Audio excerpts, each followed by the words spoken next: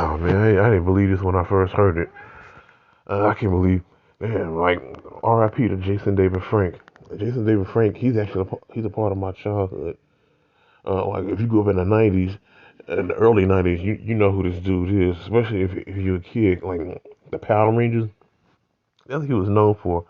He started off as the evil Green Ranger, that turned out to be good, and then he played on several other a few other Power Ranger series. Played he's basically known for that in his martial arts. He recently committed suicide. Well, I don't know like why he committed suicide. 'Cause, like if I would have bet place a bet on something, it would probably be around his wife divorcing him. Because earlier this year, his wife divorced him. I think the one he already has 4 children.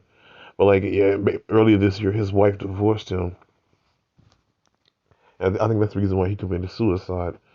Like I'm speaking on this because I know like some people don't know I'm a suicide me myself I'm a suicide survivor. So like of course I'm gonna speak on yeah like this kind of hits close to home. Besides the fact that he's a part of my childhood, 'cause, like if you grew up in the '90s and you watched Power Rangers 9 times out of 10, your favorite Power Ranger was played by Jason David Frank. After he played the Green Ranger, he played the White Ranger. Then he played the Red Zeo Ranger and all that. And it's like I don't understand. It's like lot of the celebrities that I looked up to and that I watched on a constant basis in the early during my childhood are just dropping like flies. I can't understand why they're just dropping like flies. And then that's very sad.